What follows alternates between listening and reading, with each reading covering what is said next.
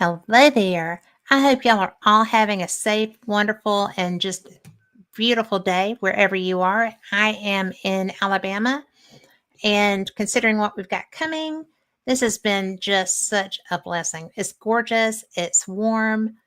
I'm so excited. I'll be dodging storms shortly. That's okay.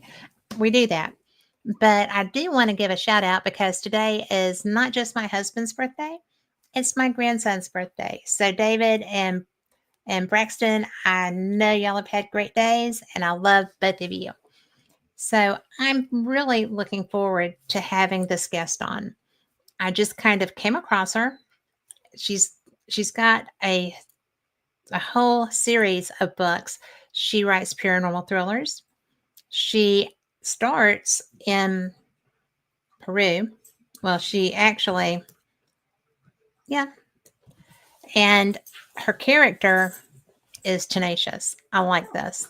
She's fun and she's interesting. And Betsey Kulakowski is really somebody to be paying attention to. She is a good writer and she likes the paranormal, so that makes her a lot of fun. So let's bring her on.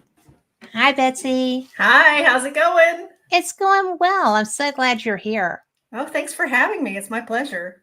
Well, I'm just really looking forward to this conversation because you're really a lot of fun. Thank you. I've well, I mean, you're kind of like a chick Indiana Jones. Well, yeah, And how cool is that, right? it's a lot of fun. Yeah. Absolutely. Well, how did you become so adventurous? Well, I grew up, my grandfather was a right-of-way agent in the oil field. He was a landman. If anybody's seen the show, Taylor Sheridan has out now. That's what my grandfather did. And so I grew up traveling the country.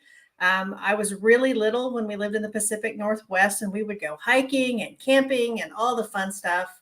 And that's where I first got really interested in Bigfoot. It was my first monster.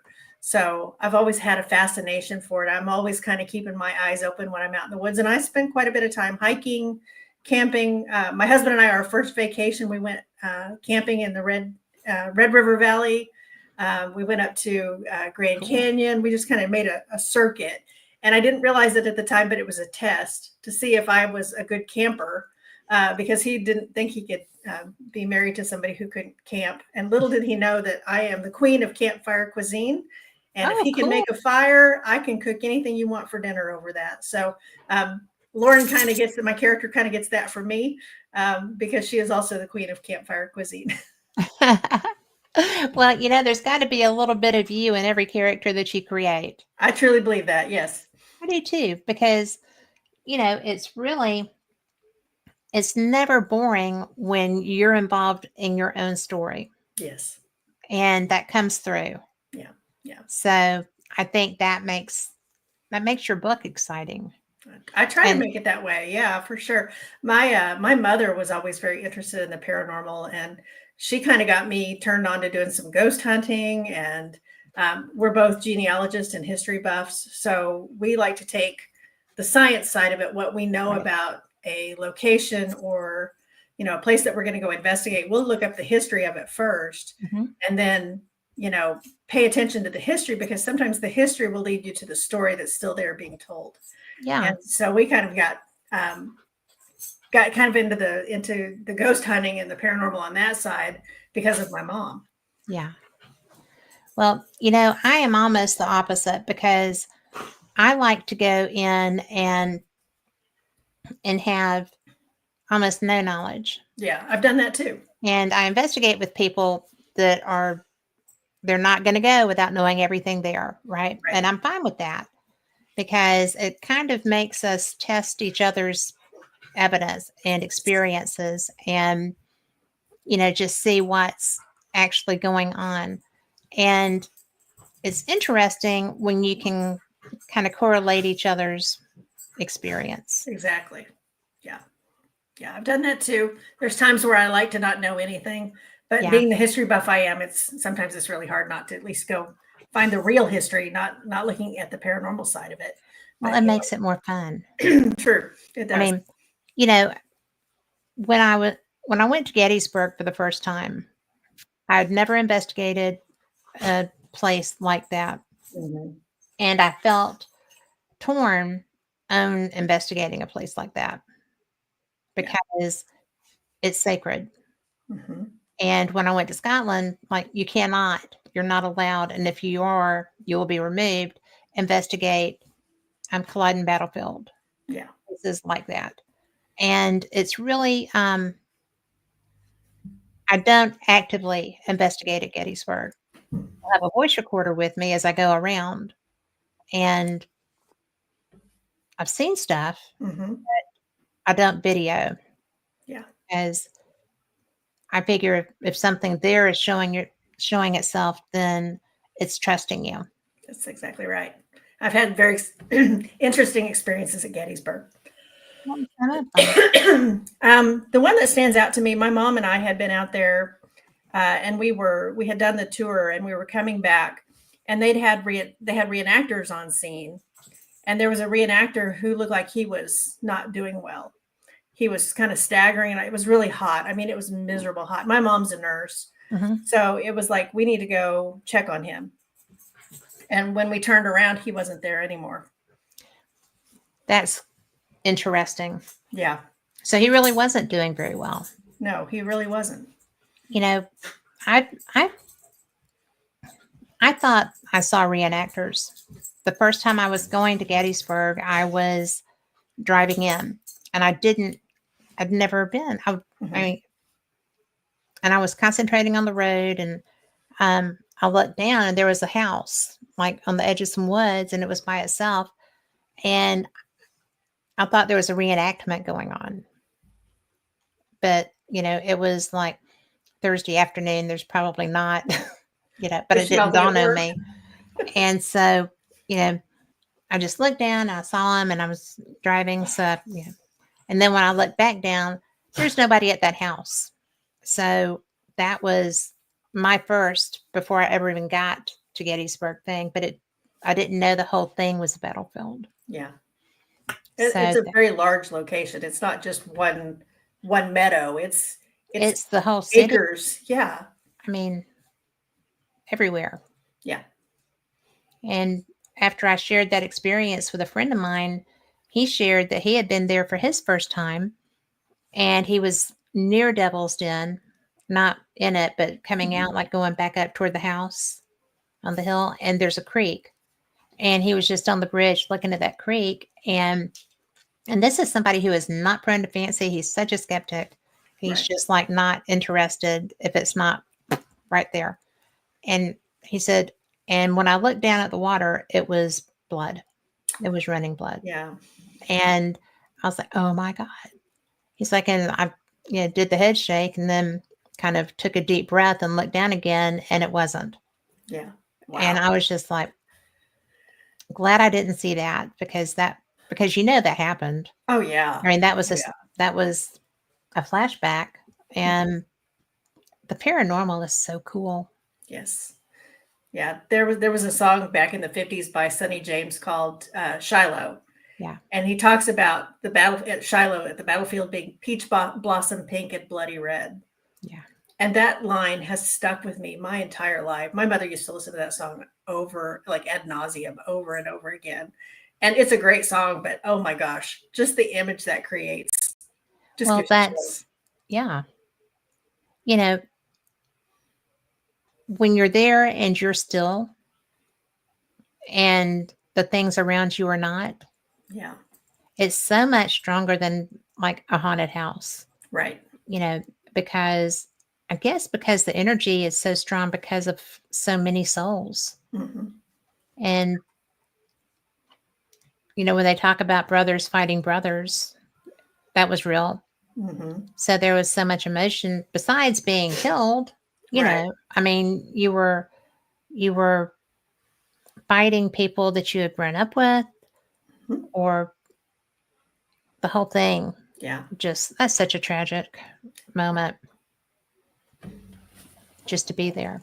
Yeah. But Indeed. the first night I was there, we were at Sexbridge, and some of the a local team had taken me with them. And so I'm talking to them, and I see a circle of trees, right? And where there's nothing. And I'm like, oh, why are those trees there? They're like, they're not trees. And I looked back over, they were gone. So that was like, people keep disappearing on me in Gettysburg. This is crazy. And then there were people that were just like, I thought they were bunnies. I was so excited because they were bunnies. And they said, those aren't bunnies. And I was like, what is it? He said, they're scouts. They're coming to see what you're doing. And I actually had a camera running at that time because I didn't know. And I just put it down on the ground so that it was filming out across that meadow, and I got footage. So it was like, wow, I can't believe this happened. A, I couldn't believe it happened. B, yeah. Wow. So I'm excited to be going back. Yeah, that'd be cool. But I won't be taking equipment out there with me except for a voice recorder. I learned. So, and I'm going to say hey to Tom McNicholas and to Lori in chat. And, just so people know, I am giving away Fate magazines as just why not, right? It's fun. And I give one away for each show. Fates on Sundays, Paranormal Experience on Wednesdays. And Phyllis sent me 2 cases of magazines because I do read some articles for the show on Sundays if I'm feeling like I'm gonna do that. And this is Tom McNicholas's edition because it came back in the mail because I didn't realize that you have to put more postage on for magazines. And so, but there's all kinds. These are the ones that I've got sit. There's a lot more sitting right over here, but I'll show you those later. But and if you want to do that and you're listening, come into chat, and you're going to have to go to one of the YouTube channels because LinkedIn and X apparently don't do the thing. So if you're listening and you want to come into chat, go to the Kat Hobson YouTube channel, go to the WBHM-DB YouTube channel, and you can also go to the Fate Mag Radio YouTube channel, and you can enter chat through there, and you can win one of the magazines, hopefully. But the hashtag this week is hashtag #KAT. So you're welcome to pop your name over there, and we'll do a drawing at the end of the show. And the program actually does the drawing. So it is completely impartial unless we've got gremlins in the system, which I doubt. And, it's never boring. So, but, one of the things that I'm interested in, because you wound up in, your character wound up in the Pacific Northwest, but before she went looking for Bigfoot, she had heard about an alien corpse. So, and she winds up in Peru, which is where there's so many, many reports of that. So, and then you've got the little mummies. Help me out. Yeah, the Nazca mummies, or the Peruvian mummies, I guess. That's what but they're named for that Acoma. Sounds right. Yes, I know that's wrong, and I know 3 people that are going to message me tonight. I know. And say, what were you thinking? But that's okay. But those are something that I had a friend. I do have a friend I told you about who does that research. So that's why when you were talking about this, I'm sitting there going, I know somebody that went and did, a forensic testing on these things. So it's so fun to read your book. And I'm like, this could be Chase, but well, let me give the readers or the listeners just a little bit of a backstory on the book series. So the Veritas Codex is, it follows the adventures of Dr. Lauren Grayson, who is a biological anthropologist. And she has a television show on cable called the Veritas Codex. And her team goes out in search of answers to the world's greatest mysteries. So at the beginning of the book, they are in Peru. They're in this cave, and they find this headless chicken man, this corpse. And it ties into the rest of the story later on. But a couple of them get sick on the way back. There's some radiation poisoning involved. And so they kind of leave without a whole lot of answers, which happens on a lot of these paranormal investigation shows. And where the story started was I was, up at 4:00 in the morning one night, couldn't sleep, couldn't get comfortable. And I had on one of the paranormal investigation shows. I think it was Destination Truth. This was back in 2007, 2008. And I'm thinking, we're 6 or 7 seasons into this and we never find anything. Ever. And then I thought, you know what? Maybe they did find something, but it's something they cannot tell us about. And that was kind of the nexus for the whole series. So, I'm always interested in the aliens. I'm interested in the Bigfoot. So we start with my two favorite, the alien, and I went alphabetical order. I did the alphabet. I did the aliens first, and then we transition into the book into the hunt for Bigfoot. Yeah. We're going to circle back around to the aliens. They come back in through periodically, but they go on the hunt for Bigfoot in the Pacific Northwest or at Mount St. Helens, which I grew up in that area, so I kind of know it a little bit. It's been a long time since I was there. But in the middle of the investigation, she disappears. But all the evidence suggests that she was abducted by Bigfoot. So was it aliens? Was it Bigfoot? Well, it's a pity she can't remember because she comes back with amnesia. And so the real mystery becomes what happened to Lauren. Yes. And so being the scientist, she's going to investigate, what happened to me? Why did I disappear? Where did I go? And then all trouble ensues from there. And then every book is a new episode, a new show that they're producing for a different season. And the second book is The Jaguar Queen, and that is set in 2010 or 2012 when the Mayan apocalypse was all the rage. Book 3, we come back to the aliens a little bit more. It's the Alien Accord. Book 4 is the Monk's Grimoire, and the basis of that one was I was watching a program about the Devil's Codex, which is a real book. It's the largest book in humanity. It's like 6 foot tall. I mean, it's huge, 128 pounds. It's a big book. And in my story, there are pages missing from the Devil's Codex. And Lauren has to get them back before the devil gets his hands on them, because if she doesn't, there will be hell to pay. Literally. Yeah. In book 5, we get into the Lost Templar and we get into some of the Templar lore. I have traced my genealogy back to some Templar history, so I'm always interested in that kind of thing. Book 6 is called The Pirate's Curse, and that one was a fun one to write. It's got mermaids and pirates and time travel and the Bermuda Triangle and all that fun stuff. Atlantis. I mean, I threw everything in. You have everything in there. The kitchen sink, totally on that one. And that one was fun to write because my high school mascot was the pirate. So, once a pirate, always a pirate. Yeah. And so my kids went to school at the same school. And so we were in the middle of pirate fever while I was writing that one. And then book 7 is the King's Ransom, which I have with me. It's the latest book to come out, and it is set in the Middle East. And Rowan, who is Lauren's significant other, has gotten involved in. He's in the Middle East looking for some treasure with his professor from college, and they get attacked by pirates, Sudanese pirates, and they are looking for Saddam Hussein's lost Stargate. And that one's it's a little darker, but it's also a lot of mystery involved in that one. And then I'm currently working on, I actually just submitted the manuscript to my publisher, book 8, which is The Sultan's Stone, which will be partially set at the Stanley Hotel. Get out of town. Yes. Oh my gosh. I love the Stanley Hotel. Me too. I love the idea of the Stanley Hotel, but I have stood in that parking lot 3 times and have not been able to walk in the front door. What did you feel like was holding you back? I don't know, but there is something in the top right-hand, top floor, very last window.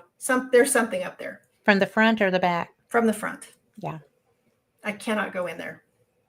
And I don't know why. And Lauren has a history there too. Yeah. That's really interesting because there's a lot of people who feel that. Mm-hmm. And I had gone to see a friend perform there. And It was weird. Yeah. I've stayed in lots of other haunted hotels. I've stayed in the Sealbuck, the Skirvin, the Stratter, the Arlington here. I've stayed in all those hotels and they don't bother me the way the Stanley does. There's just something there. And I can't explain it. Well, it's definitely a cool place, Mm-hmm. and it's pretty. It's When you beautiful get up to there. where you can go inside, Mm-hmm. it's worth. Yeah. But why do you think that's holding you back so strongly? I've never had a building that affected me like that. And I honestly, I don't know what it is. I think it feels personal, like there's history there. But Well, past never lives been in will there. sneak up on you. Yeah. So I intend to get in there. I'm gonna conquer that, but I haven't done it yet. Maybe you should trust it. Yeah. I Maybe I mean, should. if it's that visceral, Mm-hmm. really, Yeah. because there's a reason, and usually it's for your protection. Yeah. I believe it when the universe tells me this is not for you. I've pushed that before, and it never ends well, No, it doesn't. ever. Whether it's relationships or Mhm. locations. Truth. If it's not working, let it go. Yes, it's not meant for you. Yeah. No matter how fun it looks like it might be. Yeah. So, that's really interesting because you're one of the few people that has actually been honest about saying the Estes, oh no. Yeah. But it's okay. Yeah. We love to go there. We vacationed there many times. I lived in near Durango when I was little for a while when my grandfather was traveling, and we would go up into Colorado, and that was kind of our weekend playground. We'd go all over Colorado, including Estes. And then we've taken the kids, taken the family. We've gone hiking, gone up to Rocky Mountain National Park. Stanley? Nope. Wild. That is wild. Yeah. Because most of the places that you were going to have their own history. Yeah. Because yeah, I've worked disasters. I was a safety professional in my full-time trade. I worked at the World Trade Center. I worked at the Oklahoma City bombing. I've been to Hurricane Katrina. I've been to, I inspected the Charity Hospital in New Orleans after the hurricane. Yeah. And I've been in places that have very dark histories, but none of them have affected me like the Stanley. That's definitely a past life. Yeah. I mean, really. Because I've been to some of the places that you mentioned, and I'm just going to say kudos to you for being able to work the World Trade Center area. Yeah. Because I went when it was cleaned up, and it's there actually was a fire call in the building next to it while I was there, and the guys were finishing up and getting done, and the captain of that battalion was just standing in a doorway looking at the memorial and the face, and you just know he was seeing his friends. Yeah. And so it was eerie. Yeah. I spent 16 days working in the bottom of the pit while they were still doing body recovery. That's horrible. So, I mean, I saw things that people don't want to see, people don't want to know about. Yeah. And, we were there to make sure workers were protected and that they were not included among the casualties. Yeah. We wanted to make sure everybody got home safe at the end of the day. Thank you for doing that kind of job. Thank you. Because I love New Orleans. And I am very attached to the Alabama Gulf Coast. Yeah. So Katrina was so avoidable. That was a wicked storm. The storm was not avoidable. What happened during the storm was very avoidable. Yeah. And I feel like people were not appropriately held accountable for all those deaths. Yeah. And so it's still tragic. And when the quarter feels so different. Yep. Even now. Yeah. And I was there in August last year. So you felt it too then, right? It was definitely different. Yeah. the really thing I find really ironic and very tragic about this is it was almost the exact same storm as Hurricane Betsey in 1965. Yeah. Like the levees failed. The storm hit almost exactly the same way. Almost Yeah. every detail was almost exactly identical. Mhm. And it was so far back that people did not remember the lessons learned from 1965 all the way back to the current time. And, you know, my age, I wasn't born in 1965. I Yeah. wouldn't have known everything that could have happened. But there's a memory there that we have to pass forward to the future so that this doesn't happen to our children or our grandchildren.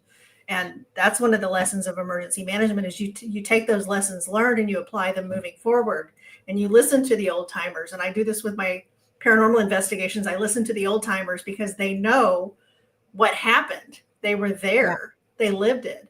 And that's one of the things I always try to do when I'm doing a paranormal investigation is I try to find who's been there the longest, talk to the neighbors, talk to people in the community, because that history is still there.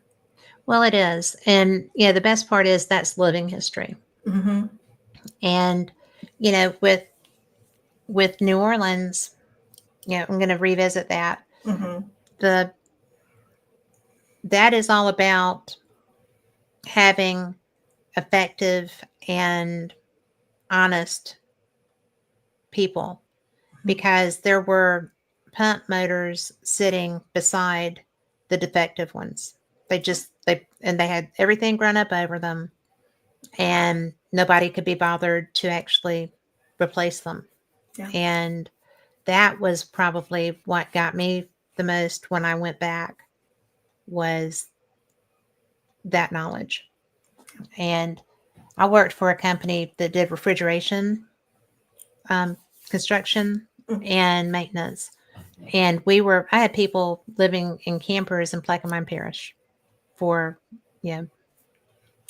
forever. Spent a couple of days down in Plaquemine. I got to know that area really well. I could tell some stories from Plaquemine. Oh, I bet you could, because there's a lot of stories to tell about Plaquemine Parish. I'm an Oklahoma girl. I was born and raised in Oklahoma. I live in Arkansas now, but at the time I had always lived in Oklahoma, other than when we were traveling with my grandfather.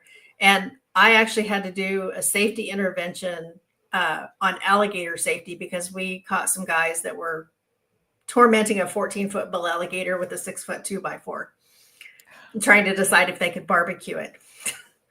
So I got to do a little safety education on alligator safety. So basically, the answer is no. They were going to be lunch as opposed to the other way around. To be tasty, and about 2 weeks after you rot, nice and tasty. So the bad part is people don't know, but if they get those front 2 feet up on the ground, you don't stand a chance. Oh, there's 0 to 70 speed. Yeah. It's astounding. They thought because they were standing back by the tail that they were safe. I'm like, oh no, they use that tail to take the legs off of a critter, like a bull or a or cow. like you. Or you. Yeah, That's exactly. Crazy. I can't believe people are doing that. Then they drag you down into the bar ditch and stuff you in there and let you rot until you're nice and tasty. And no, that's not a good thing. No, that is one thing. I don't like reptiles. Yeah. That's my thing. Not a fan. And it's so crazy when I will eat alligator, but I will not irritate an alligator. Exactly. So snakes and sharks. I don't do either one. I tell people I live in inland because they can't get me here. The sharks can't. Snakes, they're everywhere. So I hate snakes. I don't like them. I am worse than Indiana Jones about a snake. Yep. But that actually, that had to come in as part of the job also when you were down post Katrina, because everything got washed ashore. Oh yeah. And up into the backwaters. And I know in Gulf Shores we had a lot of damage from that storm too. But nothing, we didn't have the flooding like that because but it's crazy. Yeah. There was a day we were in one of the landfills and they had a giant grappling hook that was picking up debris and moving it. And I'm like, oh, there's roots falling out of that. And then I realized the roots were moving and it was snakes, not just a snake. It was snakes. Like Indiana Jones' worst nightmare snakes. Yeah, or mine. Oh Yeah. my God. Well, very much Gosh. Indiana Jones here, so not a fan. Not a fan. I would have just, Yeah. I couldn't have gone back. I could Yeah. not. Yeah, I run away. Yeah, fast. Oh my Everything gosh. is And you safe know, enough they're all until it isn't. poisonous. Yeah, In exactly. that scenario, they would all be poisonous Mhm. because Yeah. the ones that weren't would be dead. Right. So, good Lord. Yeah. Okay, moving on. What were we talking about before we started? Ah, well, we're talking about Lauren and the alien. Yeah. So, where did because she's a jam up reporter. Mhm. She really is. So, how did she get involved with an alien story? It one of the things that when I was writing the series, when I first started, and I was trying to, there's this endless balance between plot and character, and I wanted, all these other investigation shows. They got guys, they're dudes out there doing this, and I wanted that strong female lead. I wanted a hero for all the girls who were like me, who didn't mind running around in the woods and things like that. And so, just the whole alien encounter was like really kind of a natural first start for her, as part of her television show, that they were down in this area. There were these caves. There were all kinds of legends about UFOs. And so they go down into this cave, and she's absolutely claustrophobic to the nth degree. So I'm sure they had to drag her in kicking and screaming. And they take her down into this long, deep cavern, which they have quite a few of down there. Yeah. And they find this depression with this alien body in it. And she wants to bring it back and to investigate it. She wants to do research on it because she's a scientist. And that was really important to me, as I did not want my characters running around screaming in the woods, like, at night at squirrels and things like that. I wanted them I wanted her to follow that scientific method. So that was just kind of where I picked up, this is where I felt like this is where she's really going to shine, in her ability to analyze a scene. I'm trained to analyze a crime scene or a worker fatality. So I'm used to looking for all the evidence. So Lauren's there to look at the evidence, and she wants to take the evidence back with her, and the government official that is with them will not let her have it. And that's when you really see her true colors, because she does not like people who get in her way. And she's stubborn to a fault. Yes, stubborn to a fault. I mean, she got herself in a lot of trouble because she did not want this guy telling her what she couldn't do. She traveled all this way, flew all the way down from San Diego, drove hundreds of miles, hiked 6 hours into this cave, and then they leave with a sample, this big, and she is not happy. So that was really kind of just to set the stage and get people to understand who Lauren was, so that when we get into the Pacific Northwest and find out what she's up against there, they would understand some of her decision-making process. Well, I really think that you did a great job of character development. Thank you. It's so hard, especially with the first book, to be able to do that. Yeah. And she's very sympathetic, but you don't feel like she needs your sympathy. Right. But she can definitely, I guess she resonates more than she's sympathetic. But I have known Lauren for a long time. Again, she's the first character that kind of came forward when I started writing this book. And I started writing it in 2007, 2008. Okay. And so I had written the first book and thought, okay, well, that was fun. And, I didn't really have a path to publication. I didn't know what I was going to do with the book. I really didn't think anybody'd ever read it, because I wrote it for practice. Right. And I thought, well, I can do whatever I want to do, because nobody's going to read it. I can have anything happen. But when I got done with it, I'm like, okay, that was fun. And then 2012 came along, and the whole Mayan apocalypse. I thought, here's an opportunity for Lauren. They're going to have to go do an investigation in, Chichen Itza. And so I wrote all of book 2. Okay, that was fun. Nobody's ever going to read it. This is still just for practice. Let's write another one. I had 4 of them done. And in 2019, I had been going to writers' conferences now for about 3 years.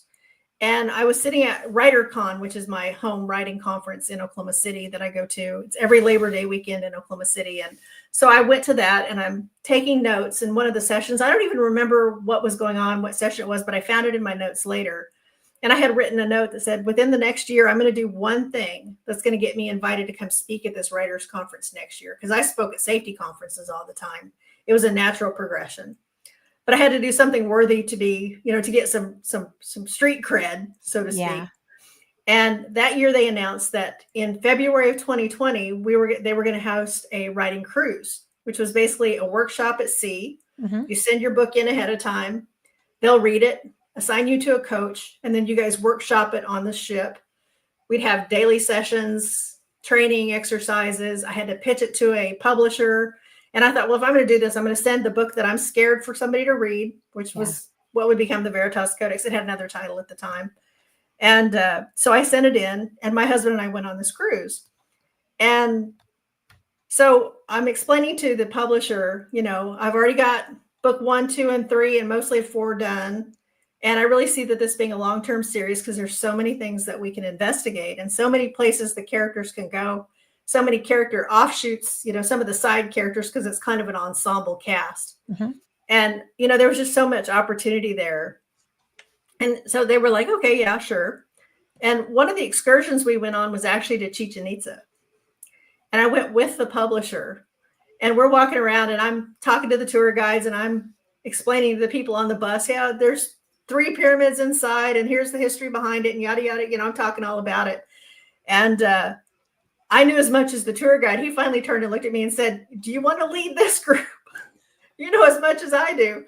But I had done my homework. The thing that I thought was really interesting because, I hadn't published the book, so nobody had read it, but I never thought about what tourists do to those kind of places.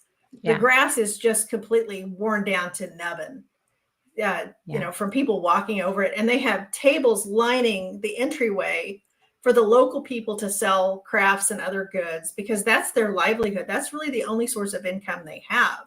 Yeah. So they were, the Jaguar t-shirts and the obsidian glass tchotchkes and things like that. I hadn't thought about that. So when I went in and rewrote the book for the purposes of publication, I could go in and add those things.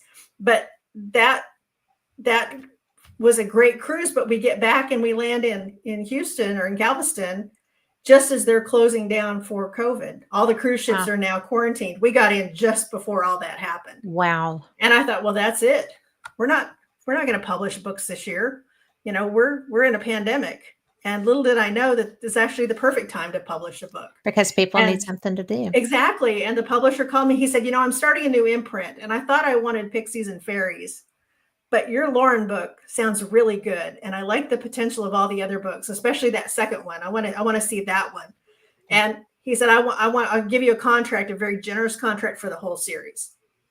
I want the whole thing. Whatever you come up with, I want it. And so we put together a partnership and it's been a very good one. I'm so glad. Yeah. Without an agent, which never happens. That doesn't. I was just going to say, holy crap. That doesn't work that way. Yeah. Lucky me. That's awesome though. Yeah. That just speaks volumes for the potential that he saw in your writing, which I see that too. Yeah. And then as soon as the first book came out, the paranormal community, I was really surprised, reached out to me. Brandon Marsh at the Para-Unity podcast was the first person who asked me to be on a podcast and had read the book and he was 100% on board. We've developed a great friendship as a result, and it's one of those things that once you're in, you're in. And it's things I've been doing my whole life already. I didn't know there was a community for it. Yeah. But that's the thing about a book. There's a community for any kind of book that you want to write if you want to be a writer. I have seen that with several of my friends, and there's somebody in the chat room who is very, how's that going?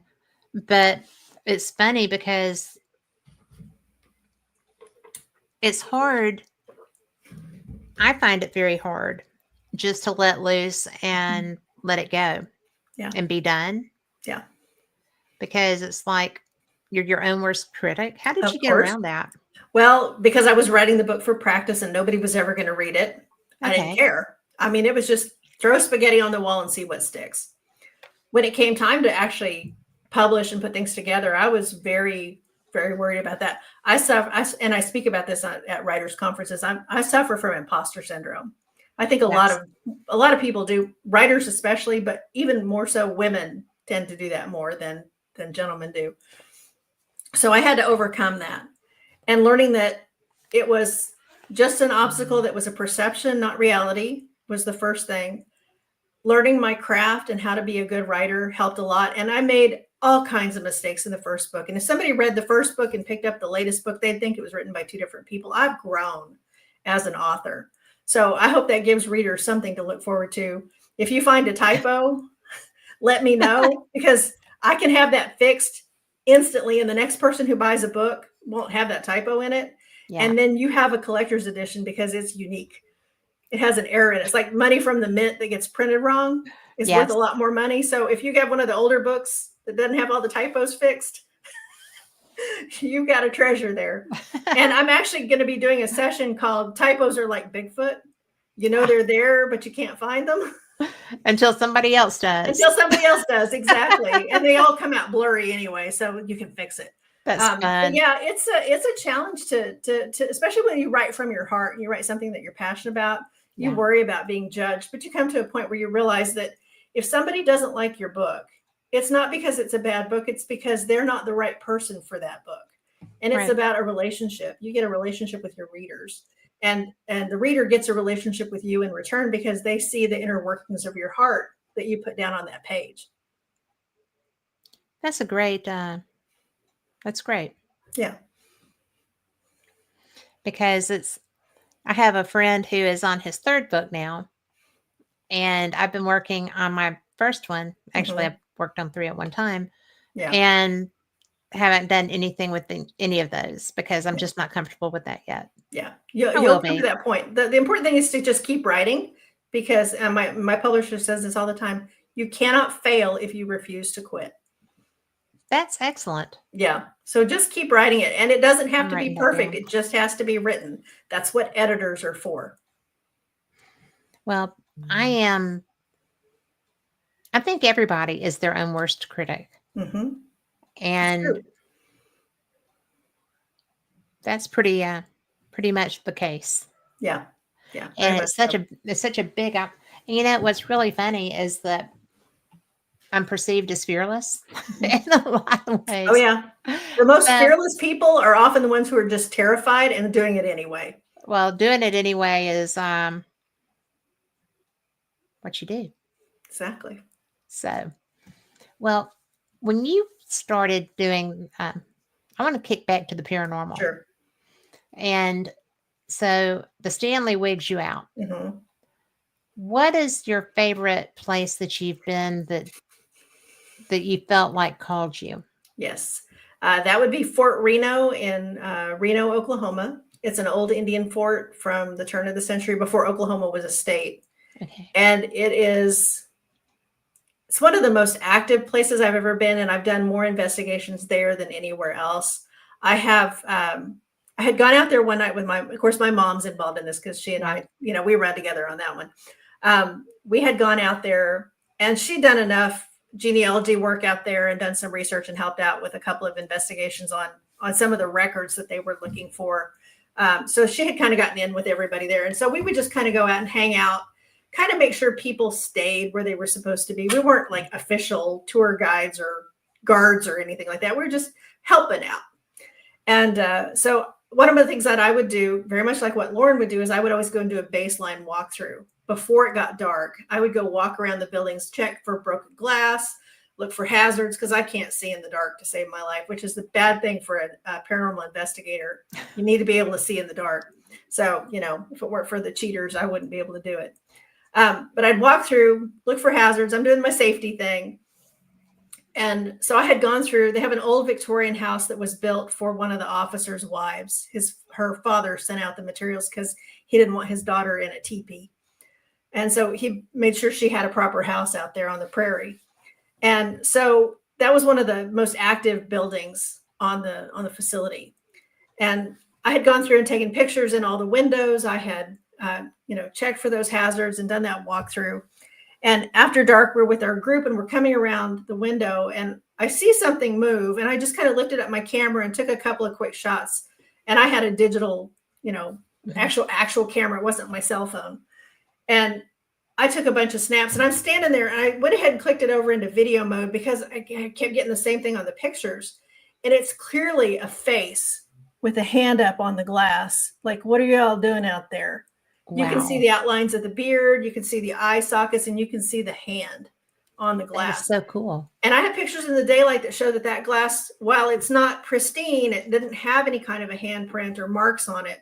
I've got pictures of, and the glass kind of is distorted because it's old handmade glass, but that wasn't there. And I've taken pictures in the dark before in that window and there was nothing there.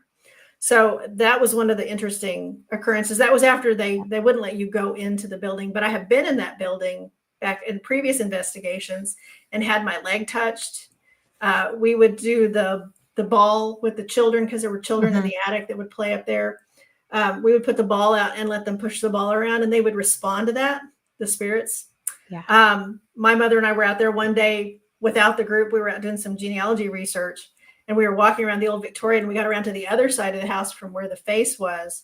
And the third floor window fell out and landed just inches from her feet. Like the whole window? Out Like the the whole sash window, and all? everything. Yep. Wow. Yep. They've been doing some renovations and apparently they hadn't gotten attached, but something pushed it. It's like, y'all aren't supposed to be out there. So, wow. Yeah. That's bizarre. Yeah. In the best way. Oh, yeah. Lots of different buildings we've been in. There are stories out there of a soldier seen walking across the parade grounds dragging their gun, which was like, you didn't do that. You held that gun was precious and you didn't just drag it. And apparently there was a story about a soldier who had gotten the bottles confused on medication. One of them, he thought it was quinine and he got strychnine and he drank it and he poisoned himself. And they think that's him walking across the parade grounds on his way to medic tent. So interesting stories there. They have a graveyard that they let you go to at midnight. And they have some things for the kids that are kind of hokey just to get the kids excited about it. But very interesting. It's also because it was a POW camp for a while. There is a wall because under the Geneva Convention, prisoners of war can't be buried with their captors.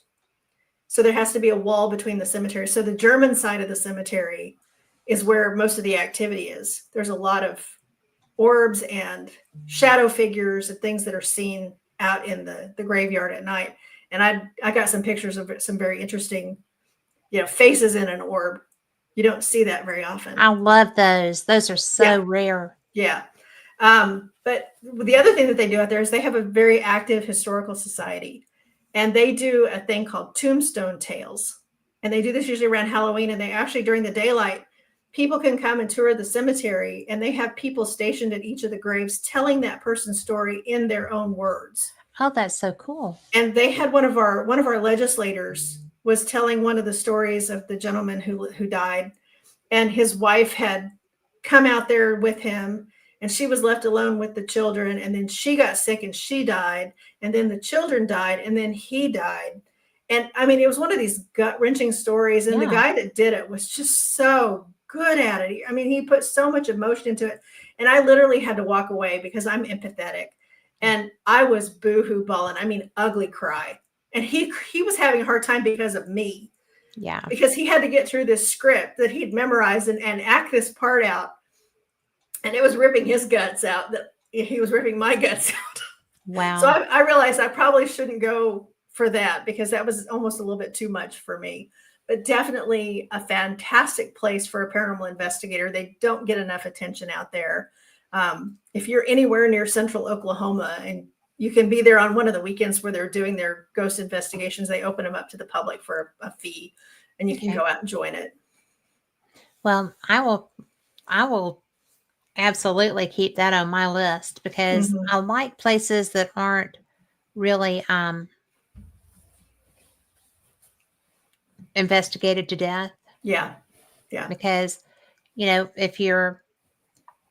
all been to the places that, the spirits are checking their watch if you're late kind of a thing. Right. And while sometimes that's not a bad thing because they're well versed in how to interact. Yeah. They know what you're looking for. If they are in the mood, that works well. Yeah. If they are not, that can sometimes be a knock on the head or something. Right. Right. They But get bored with the tourists. So, well, they do, and they just kind of like, yeah. and you can feel the boredom. Yeah. You really Exactly. can. It's like, and you're still getting hits, Right. right? They're there, Mm-hmm. and yet they're not giving you anything. You're It's on the their same thing last they give nerve. everybody else. Yeah.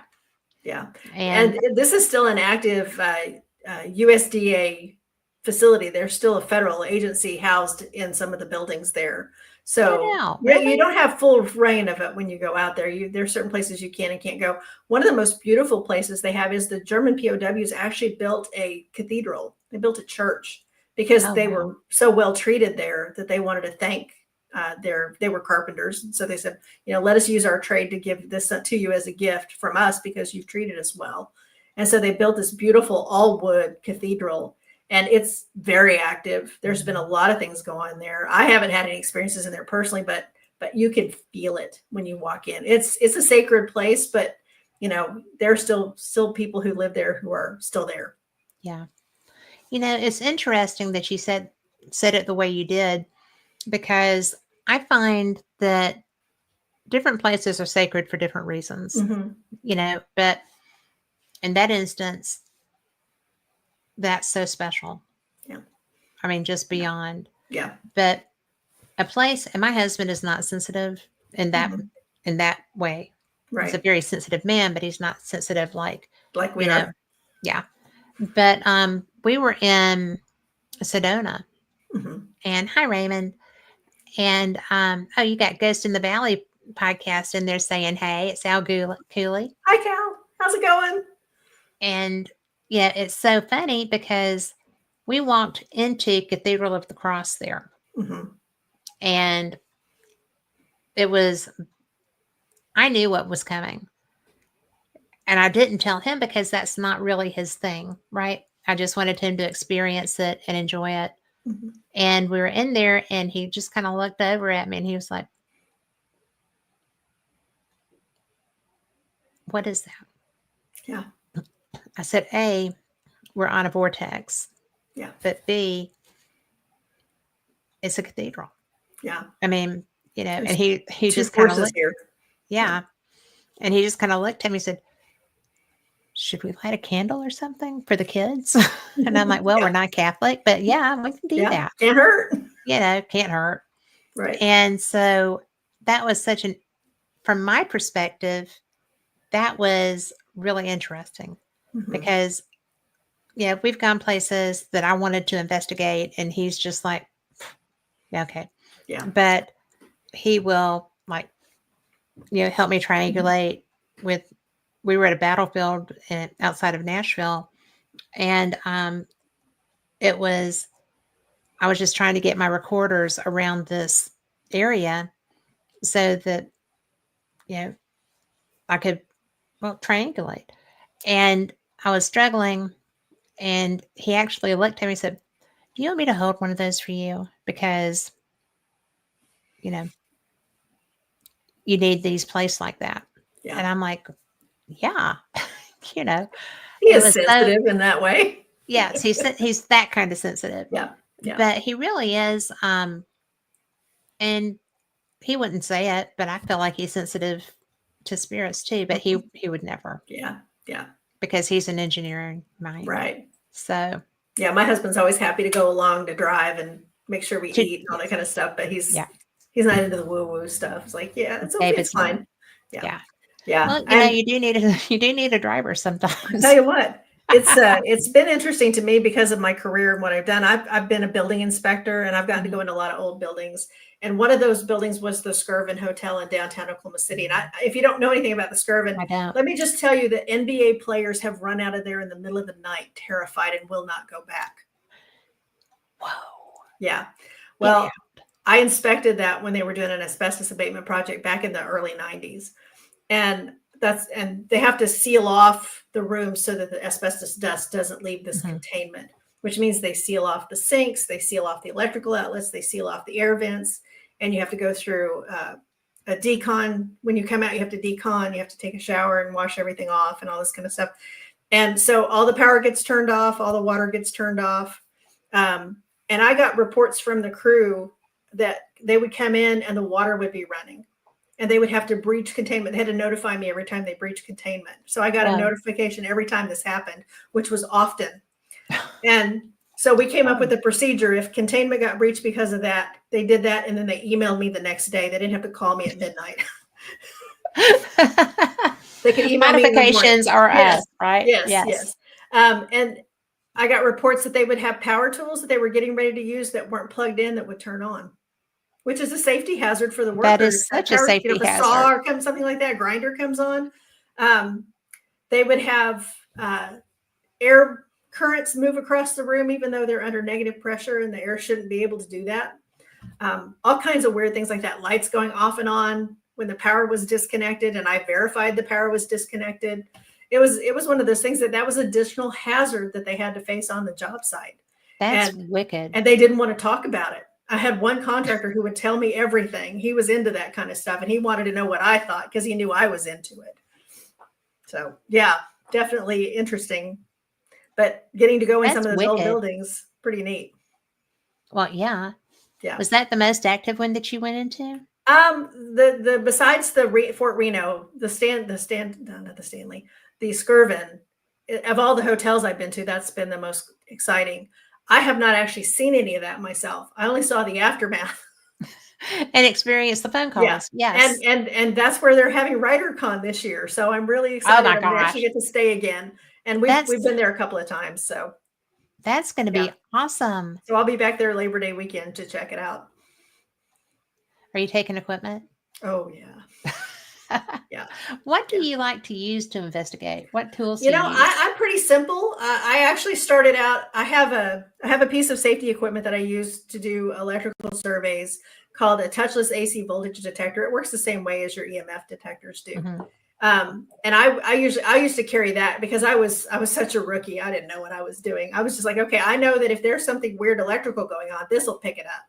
And so I would take that with me. I take a voice recorder and I take my camera, and I'm pretty simple. I don't want a lot of things to interfere with my perception. I want to be able to use my eyes and ears. I want to see it for myself if anything happens. And so far, the camera has gotten me the best in data I've gotten so far. We've done pretty well with the EMF detector and the voice recorder. Haven't gotten a lot that I could really confirm was anything, but I've also used a spirit box, and I really like the spirit box. It gets a little annoying after a while, especially if you're not picking up anything, but it does get annoying, but it's I've had some very interesting results. We went to the May Stringer house in Florida and had some very interesting results there. They have a military room, and they had like all these artifacts from the area brought into this building because they had nowhere else to put it. So the county historical society has taken over the May Stringer house. And so all these artifacts have come in that are not associated with that building, including gravestones. They had some gravestones that were stolen from a cemetery and were found in a pawn shop. And so they took possession of those because of the historical significance of them. And they now have them at that house. And most of them are outside. So we're at the May Stringer house, and we're in the military room, and we're asking about the artifacts. Are you here? Is this your is this your gun? Is this your belongings? And we kept getting Bob. And I'm like, I don't see any name in here that's a Robert or a Bob. And so we asked, the people who run the tour, and they're like, no, I don't think we have anything in here that's Bob. And they kept taking us to this back corner where there was some weapons, and Bob, is this your gun? And the lights would kind of turn yellow. They wouldn't really go full red on the EMF detector. But the spirit box kept getting Bob. And it's like multiple times. It's like, yes, Bob, we know you're here. Where are you? How can we find you? Bob. No, he kept taking us back to that corner because everything led us back to that corner. When we got done with that investigation, started going through the pictures, one of the gravestones outside, exactly where that gun was on the opposite side of the wall was Robert. Good grief. And so, yeah, I just gave myself goosebumps. You gave So me I ended up- goosebumps too. So I went back and did all the genealogy on Bob. I found his history, and sure enough, he had died in one of the Civil War battles. And so, very interesting, the things that you can pick up. But again, the eyes and ears, I think, are your best tools. I think so too. And I'm not going to lie, I get a lot just with a plain voice recorder. Mm-hmm. You know, I'm always stumped because I don't usually listen while I'm on site. Right. I I just when have I it. get back. Yep, I just have it running just as a backup, basically. Mhm. Yeah. And I'll just Mm-hmm. plug it in and let it go while I'm doing whatever, Right. and it blows my mind. Mm-hmm. I get the Yeah. best evidence just from a voice recording that I didn't even know I had. Right. I went up to Iowa to do an event last year, and we did an investigation down in the basement, which was a very active area. And we use what's called the double Estes method.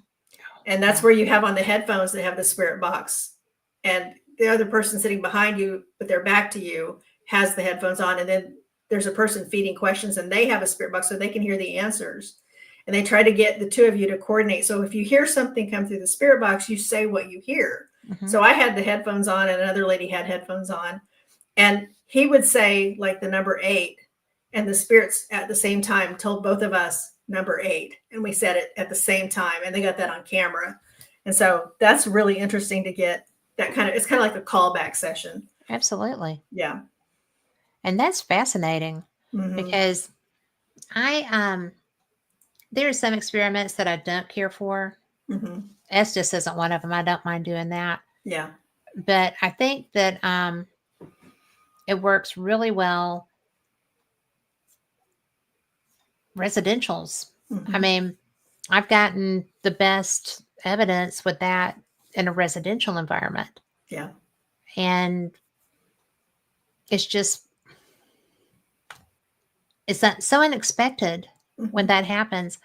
I don't like using it if I'm not with people I know well Right.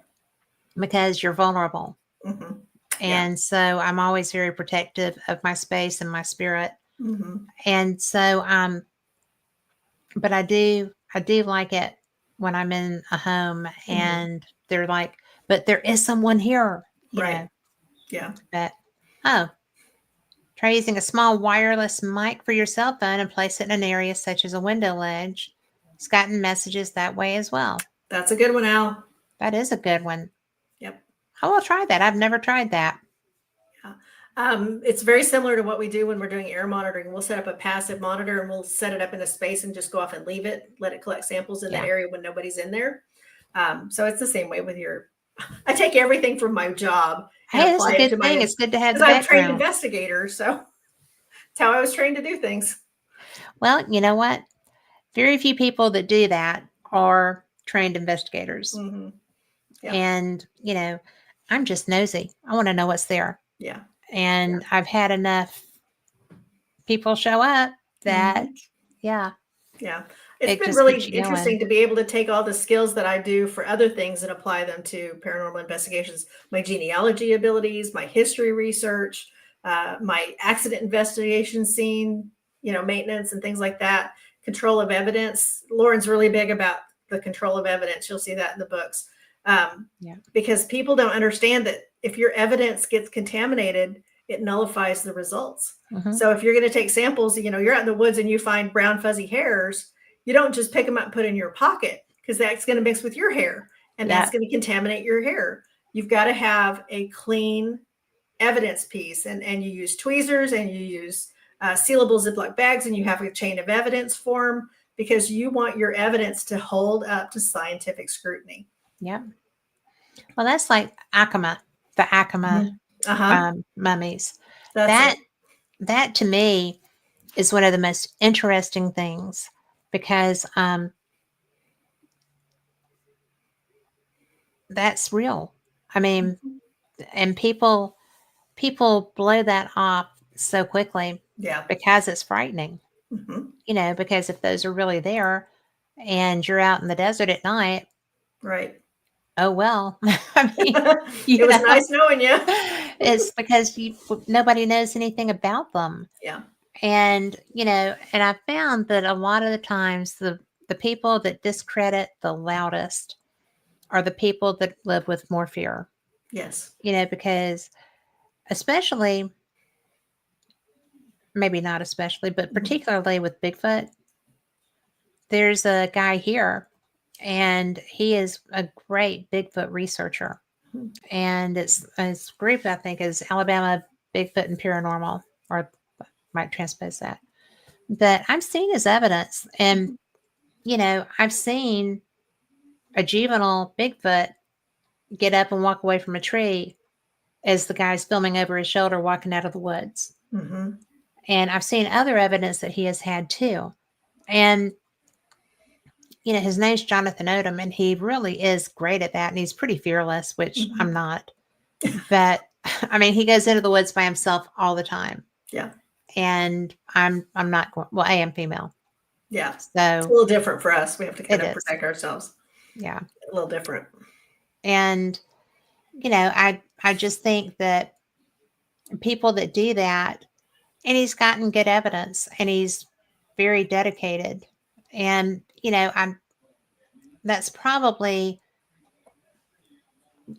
in my area the best researcher in that field that I know. And there's other people. There's some guys that decided they were going to be the be all and end all of the Bigfoot stuff, and they're not. Mm. But it's weird because they're everywhere here. One of my friends that grew up in an area south of Birmingham, she's about 20 years older than me, but before that area was developed, they were common. I mean, Mhm. they cohabited Right. with these people. Mhm. And I think that's cool, right? Because we've lost that part Yes. of the story. Yeah. And Sure. these were Native Americans as a rule in that Mhm. community. And everybody interacted. You would find gifts, Mhm. and it wasn't confrontational, and it Right. was just that community living next to this community. Right. Just And neighbors. people make out that these are such fierce and mean and blah, blah, blah. Well, yeah, if you're going to come at them, Yeah. I would be bowed up Yeah. too. I would too. Come And into my house and take my stuff and want to I mean, and plus, they probably have an attitude because we've destroyed their habitat. Mhm. Yeah. And, they keep getting moved farther and farther out.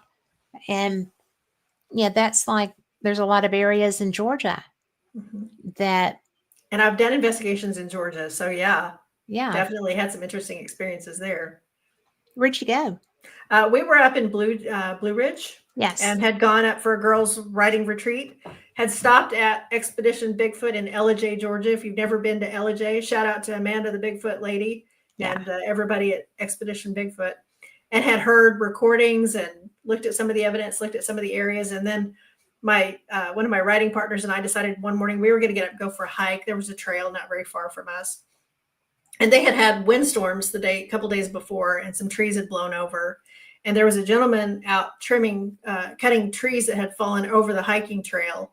And he had gotten his chainsaw bogged up in the tree, so it wouldn't come out. So he had to go get another chainsaw. He was just coming back as we came upon him and helped us get over the fallen tree. Visited with him for a few moments. Real nice, just casual conversation about the weather and, when did this happen? And so he was telling us all about that. And he said, now, where are you guys going? So if I don't see you come back, I want to make sure you're okay, because you're not going to go very far, are you? It was like a 200-mile trail. Like, no, we're going to go up to the bridge and come back. And he goes, okay. He said, I'll keep an eye out for you. And so we hiked on, and in a little while we heard him fire up that chainsaw. And when he did, there was this blood-curdling scream through the woods. It's like, I don't think he likes the chainsaw.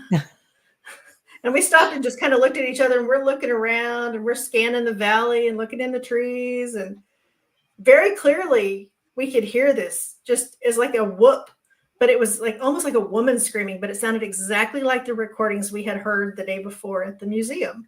Get out. Yes. Oh my gosh. Yeah. So that's one of my Bigfoot close encounters. I have a lot of close encounters, but I've never seen one myself. Yeah, So I would love to.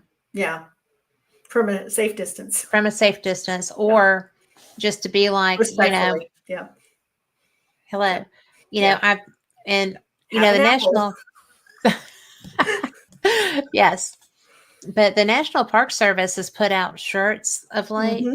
Mhm. And my favorite one is a Bigfoot shirt. And I have it in short sleeve and long sleeve. Mhm. And it's Respect the Locals. And it's such a pretty Bigfoot. I Yeah. mean, they really are selling that. Yeah. And yeah, they have all kinds of them. I mean, Right. you can do, and it's for every park. You can I've seen get them. Yeah, they're pretty cool. they are pretty cool. And, so I haven't been to Arches yet. I want to go to Arches, but I've been to a lot of the others. Yeah. And so, it's really interesting because my husband plays poker. Mhm. So we go to poker tournaments, and we love to go to Cherokee, North Carolina. Mhm. And there is so much stuff there. There is so much stuff there. And usually he's playing poker and I'm just going off wandering around. Mhm. And I'm actually, because of being there so frequently, I'm researching the Thomas Divide lights, and I'm trying to document my experiences with that. Have you been there? I have not. North Carolina is one of those places. My ancestors came through North Mine Carolina too. after the Revolutionary War, Mhm. before the Civil War. And so they were in South Carolina and then or North Carolina, and then they moved into South Carolina. And so I have some family history there that I would like to go and investigate. But I've heard the stories of that area, because anywhere that's wooded, that's remote, it's perfect habitat for a Yeah. species like Bigfoot. And, the Appalachian Trail goes through there. Mhm. So there's plenty of opportunity for people to interact. Uh-huh. And I had a guest once who had written a really great book. I can't remember his name, but he did the Appalachian Trail. It took him 3 years to do it. Oh my gosh. And so, and I never asked, and I always wish that I had, did you have this kind of encounter? Mhm. Because oh my gosh, he was so living rough, and he would get Mhm. caught in weather and have to come out and stuff Yep. like that. It's really Yeah. interesting. Yeah. But I've seen people that have done that. I know people that have done it. It would be one of those things. I would love to do it, but let's face it, I'm a little older now and my knees just I don't think they could take it. preach it, sister. Yeah. I I feel you. But it's still, every chance I can, if I come to a piece of it that I can hike, I do. Mhm. Yep. And just because to be on it is so historic, Mhm. and there's stuff in there. I mean, you can hear Yeah. that. And so far, I haven't heard something that made me run screaming down the trail. But there's usually people. I walk, Mhm. because I'm by myself. So I Right. walk between groups. Right. I kind of pace myself with that, so I'm Mhm. safe. Smart. But I'll go from one parking lot, go back up to the next break, Right. and then come back. But it's so cool because you can Mhm. hear them. Yes. And, it's during the day, you'll hear wood knocks. Mhm. And, and I'm seeing the people, right? We're visually Yep. close enough, and it's not them. Right. So I'm just kind of like, well, Yeah. One of my other and I'm so one of my quiet other when I do close, it. yeah, one of my other close encounters was actually down in Honobbe, Oklahoma, which is kind of the Bigfoot capital of Yeah. Oklahoma. We had gone down. I had a friend who's an author who lived in Tallahena and had gone down there for his book signing.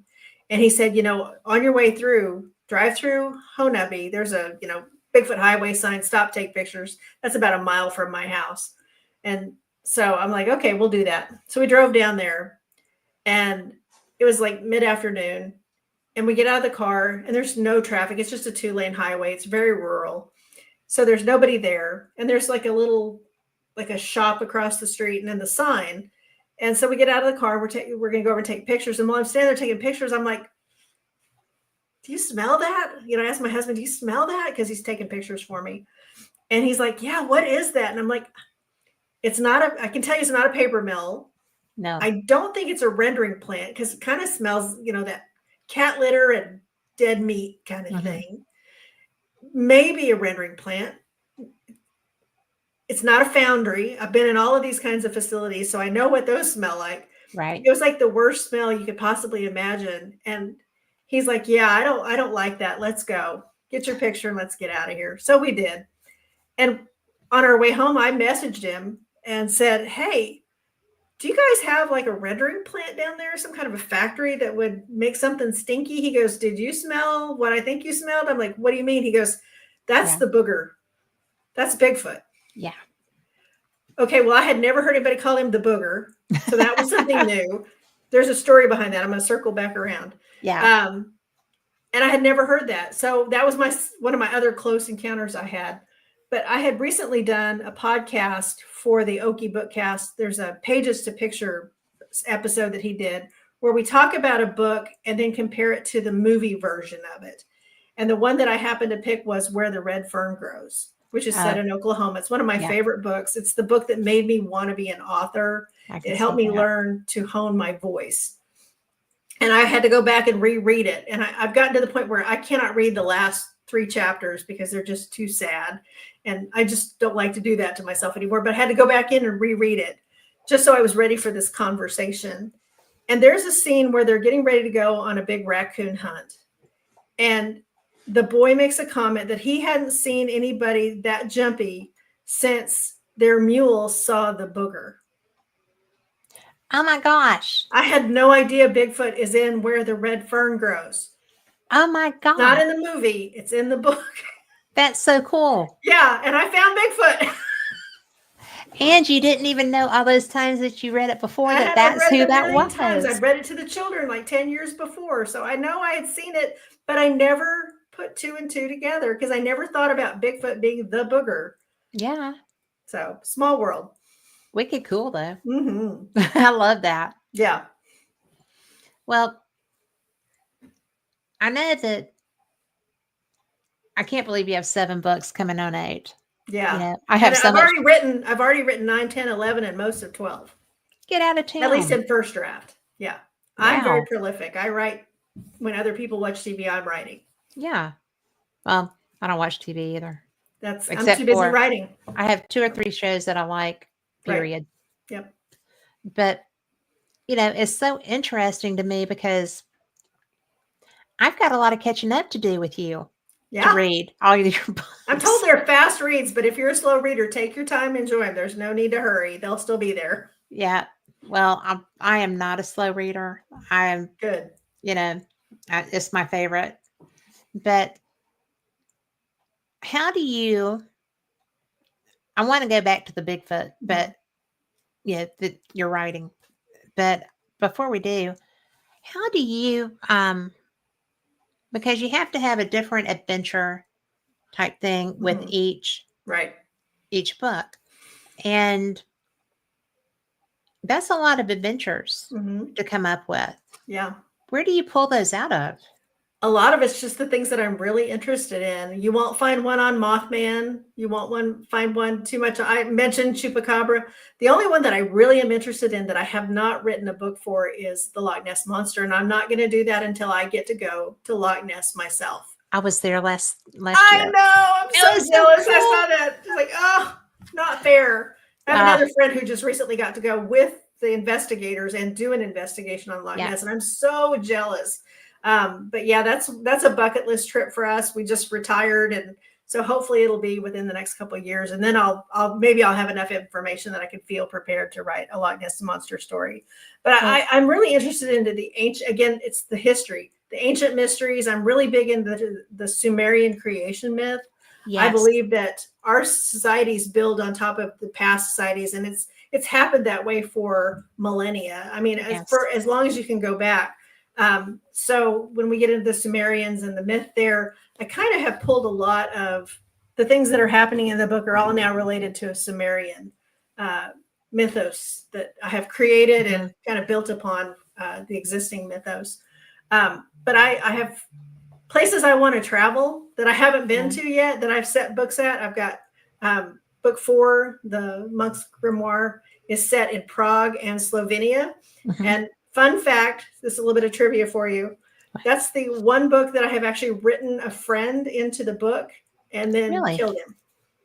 Ah, So there's a character in that book that is a friend of mine. He helped me with the language because Lauren has this thing about languages. So I needed to be able to speak Slovenian. So I picked up the computer and messaged him and said, hey, you want to help me with a book? He goes, what's in it for me? I'm like, you want to be in the book? He goes, uh-huh. I said, do you want to live or die? He goes, oh, I want to die. So I wrote it and I killed him off and I sent him a copy of the pre-release and said, read it, make sure you're happy with it. Make sure I got the language right because he helped me with a little bit of Czech too.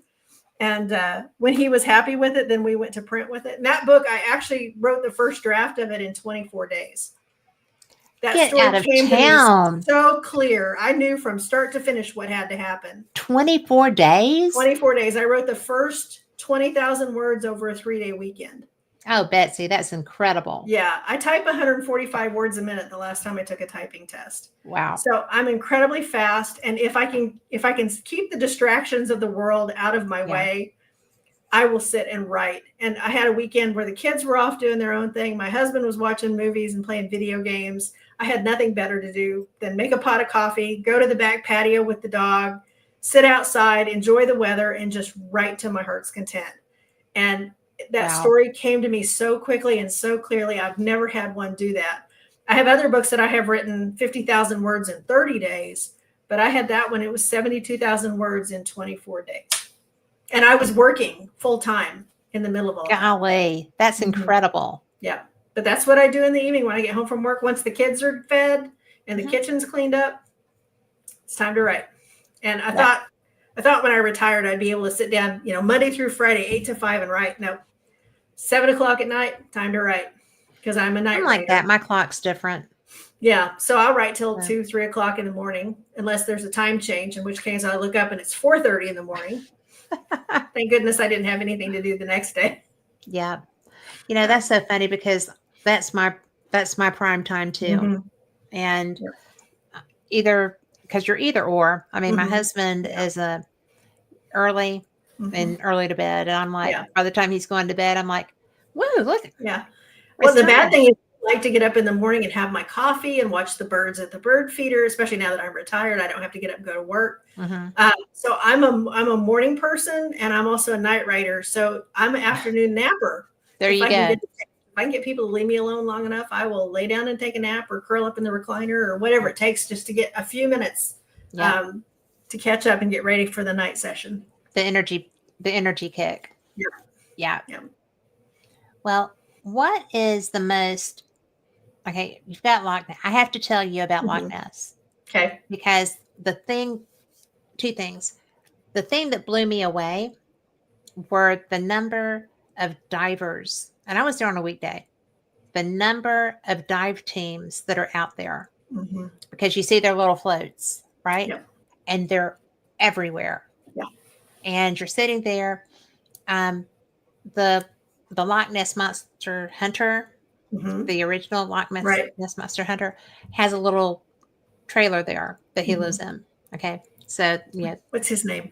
I don't remember, but go knock on the door. He'll come talk to you. Is it Alan?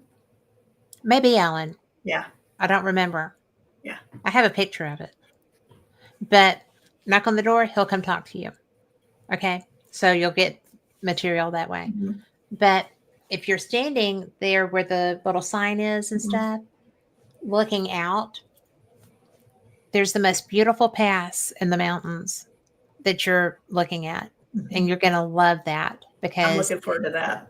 It's really, and I was there on a cold, nasty, not pretty day. Right. And it was still gorgeous. Yeah. And, my friends laugh at me because anywhere I go, if there's water, I'm getting my feet in. I love water. And I did that when we were in, and I can hook you up with places and people in Scotland when you're ready to go. Thank you. But, we stayed at St. Andrews. You can stay in the dorms if you go in June. Yeah. I'm a member of Clan Johnston. Yeah. And if you go, you can stay at your clan castle. And so that's one of them is on my bucket list. I have, I'm genealogist. So I have all my family history back to the First Rising. And even further back, I'm all the way back to Robert the Bruce and the Sinclair line, Yeah. get into some of the Templar lore. A lot of that Love the is delve into Templars. my genealogy. When you read my books, you'll get, Rhodes genealogy is essentially my genealogy. Yeah. So yeah. Well, that's so fun Mm-hmm. because because I was not, I mean, my grandmother did all of this, Mm-hmm. at one point. And so it's interesting to me because hello, Mark Eddy, but there is so much information. The people that I met out there, they're primarily Jacobian, but and such. But it's just really bizarre. I got Culloden Battlefield. Oh gosh, yeah. Was oh my gosh. Yeah. Big And bucket list. Denise said I must always be careful. I always get hurt or sick. I travel pretty well. I don't get sick very much, but I do get hurt. And I got try into very safety hard out of to keep it. self-defense, so I'm with you on that. Yeah. I'm the klutz. Well, I fell in Key West with no alcohol involved. Mm-hmm. And then when I got well and could go back 3 years later, I fell through a balcony. Oh no. That was rotted. And I'm like, one of my friends that was like, do not go back. I don't know who you pissed off down there, but do not go back. Truth. Because she got that I wouldn't, that they wouldn't mess up the next time. Yeah. I was like, well, I'm done. Yeah. But in the event that I would go to every year, they moved up to Gulf Shores. Oh, wow. Okay. So, which is my town. And I was like, yay. But it's really interesting because when I was on Culloden Battlefield, we're just walking around, just doing nothing, just taking it in. Mm-hmm. And the English side was behind me. And we were walking towards where the nationalists, the Jacobians were. The Jacobites. And so, I am just chit-chatting away. And it felt like I got shot. Literally got shot in my abdomen. And I was just like, oh, okay. Mm-hmm. And, so I don't, because I was trying to be kind of unshielded to be able to interact, right? I didn't have a big protection up. Right. And so I actually had to leave for a little bit, and I still have residual aches from that. Yeah, I believe that so many people died that day at Culloden, and 1,500 Jacobites and 500 English. Yeah, just such a tragic event, and that's my family history right there. I had a lot of family who had already fled Scotland before that happened, but I did have some Klansmen who were at Culloden. So where did they flee to? Ireland. They went to what's the name of it? Fermanagh County in Ireland, and then eventually ended up in Pennsylvania. The Armstrongs bought land from William Penn in Virginia and Pennsylvania and settled there. And one of my ancestors was a general in the Continental Army under George Washington. Okay. Served with him and became the first secretary of the Navy. That's cool. Yeah. That is cool. Yeah. So, family history. We were rebels from the get-go, from the time we were in Scotland. Well, actually, even before that, into the French and the Normandy invasion. We were rebels against them, and then rebels against the English, and then, left Ireland, and then became rebels in America. And I did have rebel rousers. Yeah. Oh, yeah. I had ancestors who were actually transported to the colonies for life. They were actually supposed to be executed, but he was 16. And he begged for mercy from the king and was given commutation, but sent to the colonies for life to be a servant, for the colonies, and ended up in the middle of the revolution.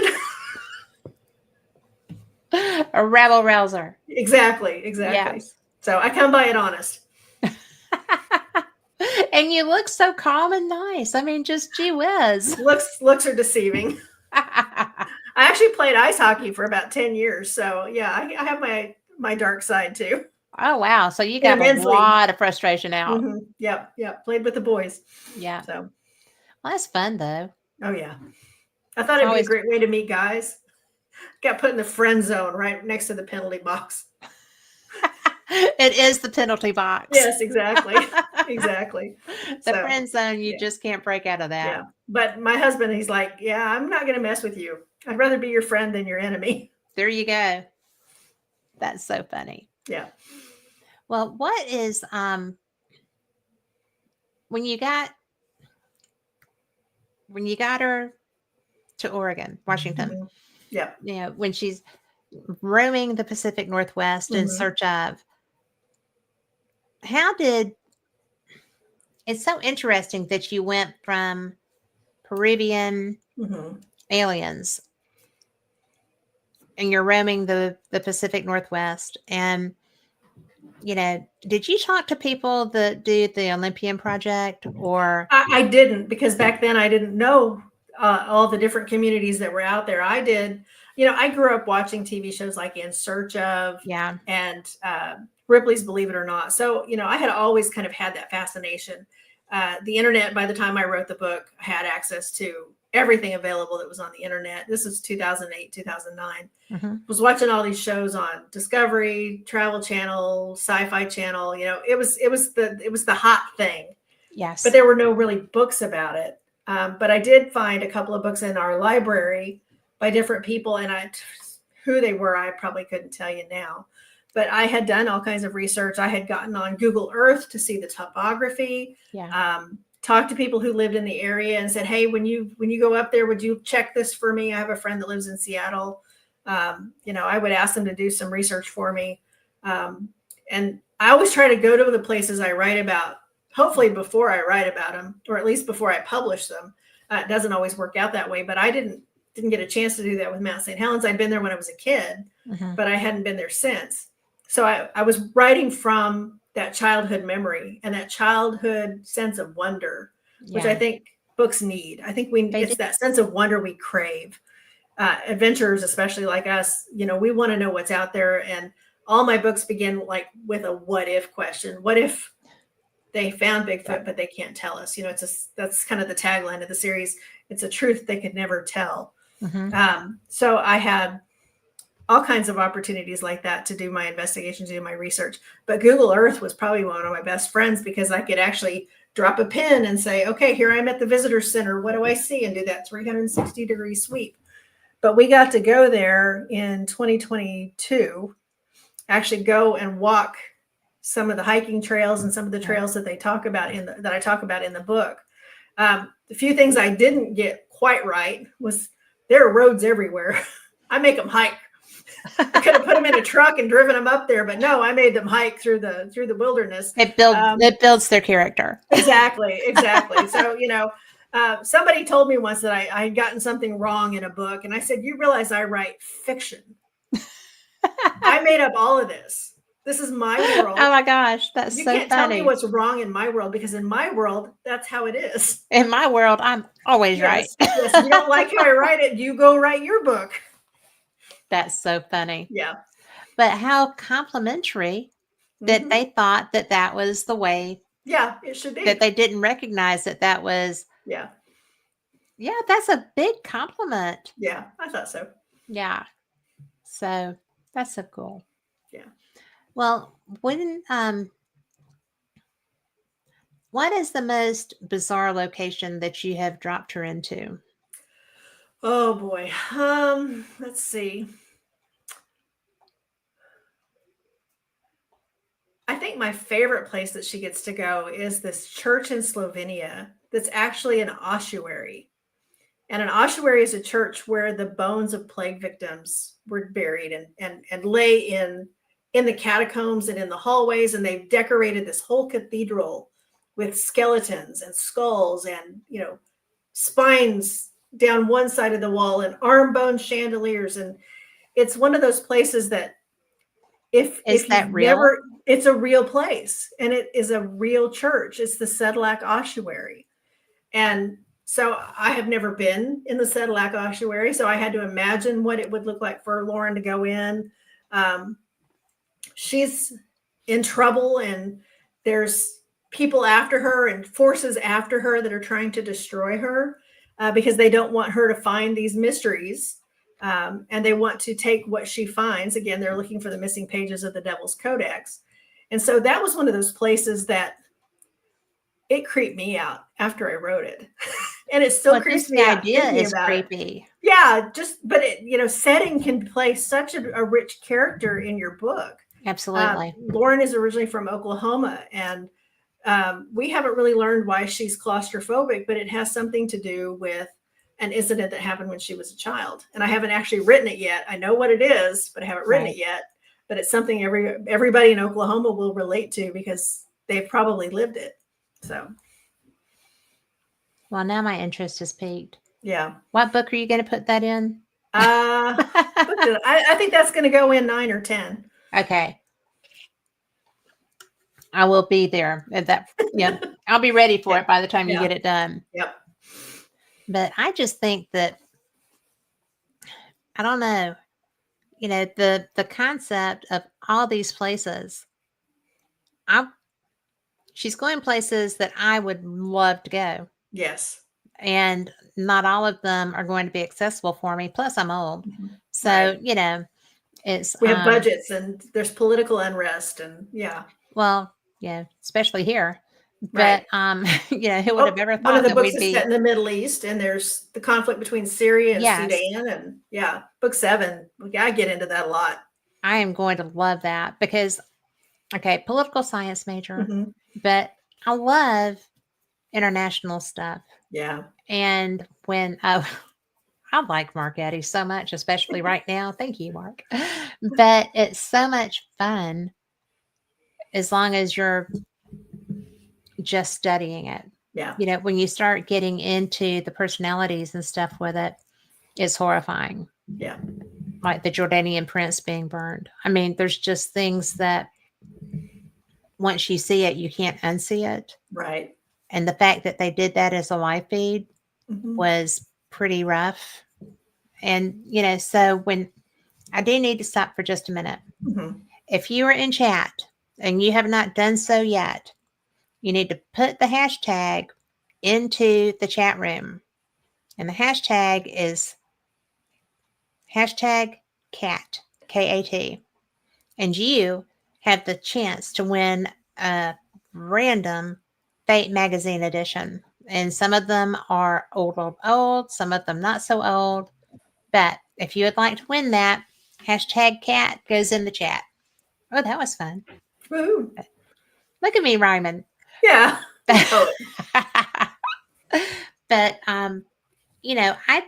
I think that when you start experiences like that, you're bringing, awareness to people that they may not have had. Right. Because, it turns out that what we lived through is nothing compared to what other people have lived through. It's true. And also when you're talking about stuff that is period related, it's weird that going through books that are, your heroine character is current, right? But you're still touching on history, right? I think that's a great way to write. Yeah. And I just love that. Yeah. The timeline of the book is kind of set, the way the timeline of when I wrote it, the original book is 2009-ish and then 2012-ish, only because the Mayan apocalypse was so specific on dates. After that, everything just kind of gets to the point I have to struggle with the timelines. It's so muddled. But again, it's my world and you can't tell me I'm wrong. Absolutely. I'm the author. You don't like it, you go write your own book. And if you're going to time jump, that's on you. It's fine. Right. Exactly. And I intentionally did not write the pandemic into my world. It didn't happen in my world. But I'm currently, the books I'm coming out with now are kind of in modern timeline. And I'm actually going to get ahead of myself at some point because I'm getting them out so much faster than when I first wrote it, because I didn't have a path to publication. To write a book in 2007, 2008 and not publish it till 2020 gave me plenty of time. So I knew my characters and I knew the world that I was writing in. And So now I'm writing in a world where geopolitical conflict is such a part of our everyday reality that my characters have that as well. And they get Sure. drawn into it because they're traveling across these borders in countries that are closed or are on the brink. And, my ultimate goal is, this is kind of a pre-apocalyptic series. And we kind of have a role to play in either preventing it or being involved in it, whichever the case may be. I haven't quite decided yet. Well, and I think that as an author, that's one of the great gifts Mm-hmm. is that while you're trying to keep the realism there, Mm-hmm. you don't have to. Exactly. And I doubt seriously that anybody from, I would even say 40 years ago, Mm-hmm. would ever envision the society that we're living in right now. It's true. And if you go back even 80 years, Mm-hmm. then there was such nationalism pride Right. that, it would just blow people's minds. Yeah. And I think about my great grandfather's life. Mhm. He came to Oklahoma in a covered wagon, an arranged marriage with his brand new wife, and a 1901 Singer's treadle sewing machine, which still sits in my other room. And I sat on his lap while they were doing the moon landing. I How was cool. just a baby, and I sat on his lap, and he passed away 6 months after that. And Oh, wow. what you must have seen in your lifetime to come to a new state in a covered wagon Yeah. where the Indians were still roaming the plains to It may watching or may man not be land on the friendly. moon. Yeah. Yeah. So, I mean, and my grandfather was born in either 1923, 1924. We're not sure. They got the birth records wrong on one of the children. We don't know which one. He passed away in 1985. And just what he's seen in his life, he grew Wow. up with a horse that he would ride to town Yeah. once a month to go and pick up things for his mother, to becoming a landman and working in the oil field industry. And he passed away just before the big oil crash in 85. So just the things he saw in his life, now the things that I'm seeing in my life, I grew up without the internet. Yes. My daughter has always had the internet. She just turned 21. And so I think about what my children are going to experience their whole life. They've had the internet. They've had streaming videos. They can, TikTok anytime they want. They can go on YouTube and get, they don't know how to do something. They go to YouTube and learn. She was learning how to crochet. She went to learn how to do it on YouTube. Wow. That's cool. I sat with my great grandmother and she taught Yes. me, and I didn't learn very well. I didn't learn very well. Yeah, but my daughter did, picked it right up. And now she does stuff and makes custom sweaters and hats and jackets and bags and all kinds of things just from watching TikTok. And Wow. so that just amazes me. So yeah, I definitely wanted the characters to be grounded in the real world. Of course, Lauren being the scientist that she is. Yeah. Rowan, who is again her significant other, he's the team medic. He was a former military medic. He was in the 23rd Medevac in Afghanistan and Iran, or I'm sorry, Afghanistan and Iraq. So he's kind of the safety officer of the team, and everybody's always getting hurt. So there's some adventure there. Well, they're doing dangerous stuff. Exactly. And that's real world stuff. There's consequences for not following safety protocols. And unfortunately, Said the inspector are really bad about that, and it happens. So, it's that real world that the paranormal is interesting, but it's the normal that makes the true story. There's the love story between the two of them. There's conflict with Lauren and her brother that he's going to become a significant character in the series. And you'll meet him in the Alien Accord, book 3. Right. But he is a radio telescope engineer for NASA. And he has always teased her that he will find aliens before she does. And it's become a point of contention to the point that they haven't talked for 20 years. Because Get out of town. That's hilarious. Rubbing it in her face for so long. Yeah. And, he's just Mr. I'm going to one up you in everything. He got his PhD before she did. He got a second one when she got hers. And so there's some family drama that's going to come into it. And trust me, I know a few things about family drama. Don't we all, though? Yes, we do. That's so funny, though. Mhm. I mean, genuinely. Yeah. Well, the really funny part of that is when we were on the writers cruise, and I was working with one of the coaches who was a stand-up comedian, Barry Friedman. Love you, Barry. He was telling me, he said, she needs an annoying sister who's the fly in her ointment. I'm like, well, she doesn't have any sisters, but she's got 6 brothers. He's like, pick one. So that became Michael, and Michael is the fly in her ointment. Oh, But that's fun. yeah, That was good advice, though. it was good advice because again, it brings that reality to it. And when a stand-up comedian tells you to do something for dramatic effect, you do it. Absolutely. Well, and he wouldn't be there on that cruise if he wasn't helping. Right. And he was very helpful. Yeah.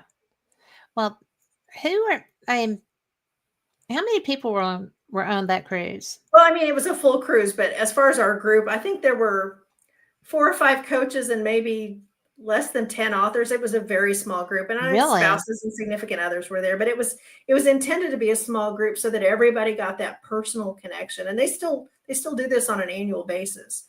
Um, I think in May they're going to Alaska this year, and I'm not going to be able to go with them, but that's, my goal is to be able to go and be one of those coaches. I've done that once before. So, Yeah. That was going to part be of my my, next question. Are you yeah. coaching now? I am coaching now. I'm a frequent speaker at writers conferences and book clubs and things like that. I talk about imposter syndrome. I talk about how many FBI agents do we really need? That's probably one of my favorite sessions I do because everybody automatically thinks, oh, we need an FBI agent. Well, no, there's probably another federal agency that actually would handle that. So I actually have a book series that I'm developing now about an OSHA inspector because that's the world I came from. Right. Because there are more federal agencies out there than just the FBI. So I did a session on that. I'm going to do one on editing called Typos Are Like Bigfoot. They're out there, but you can't find them.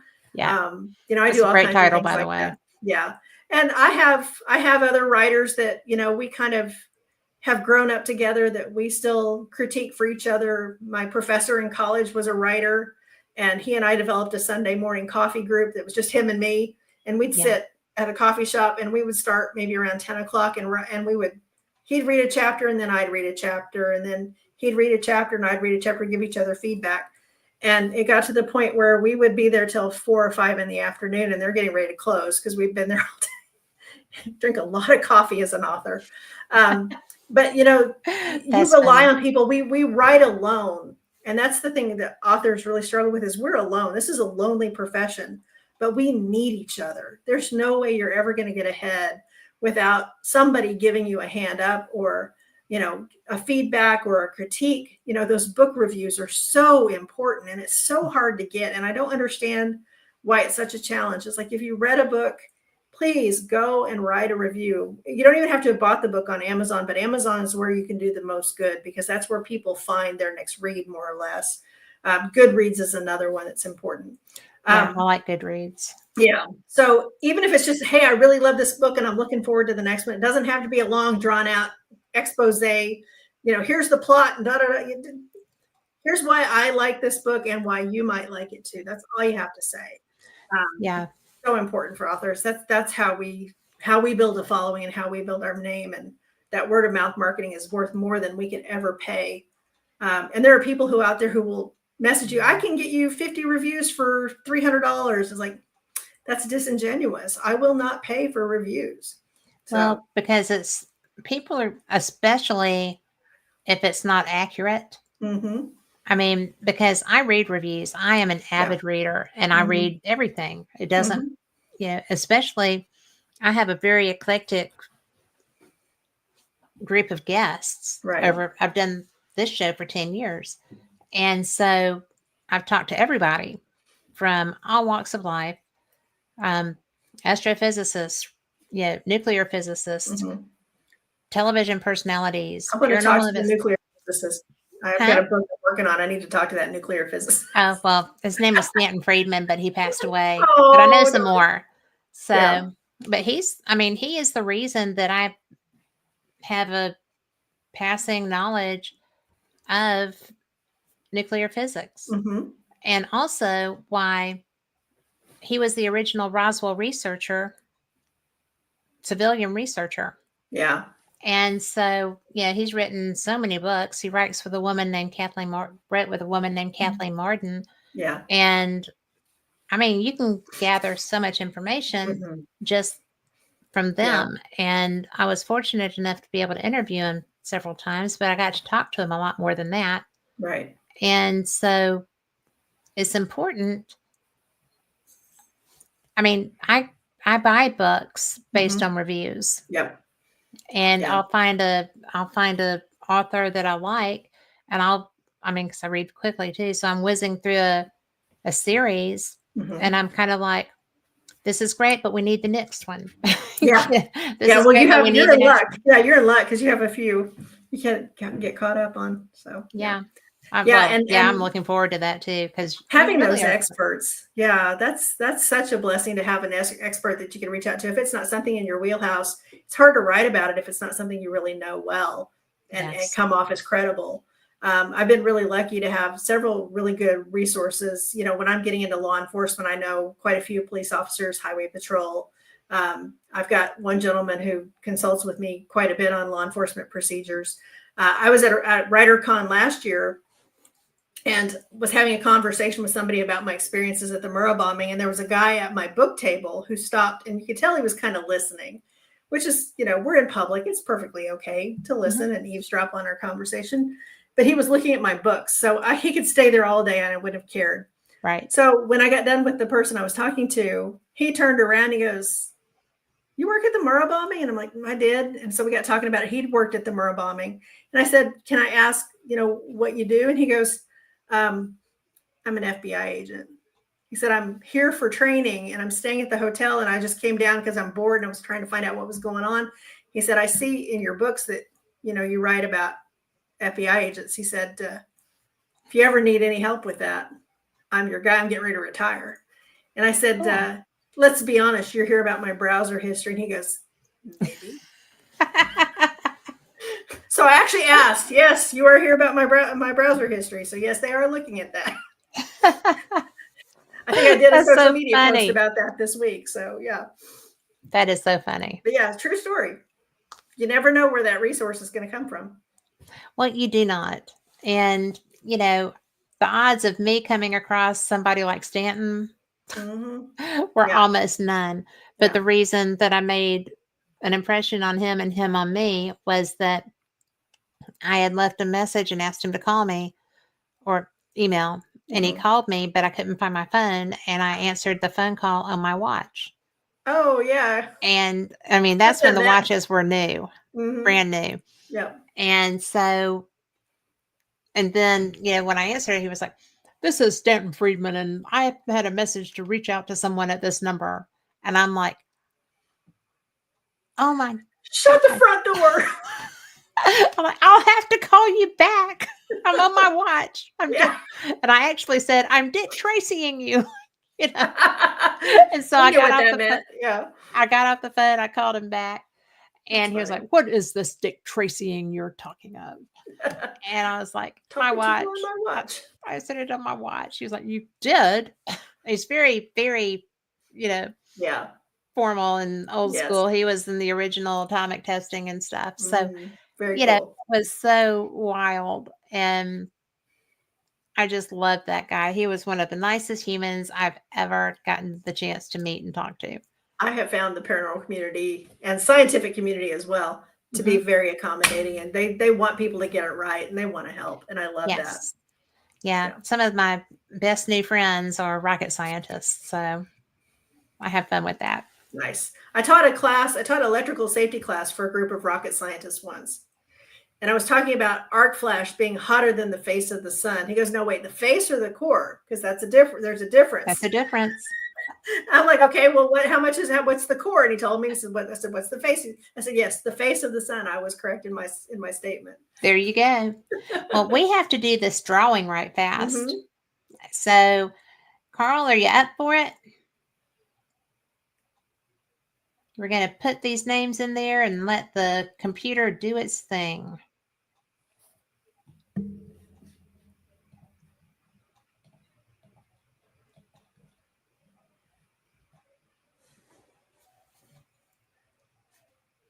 Where it stops, nobody knows.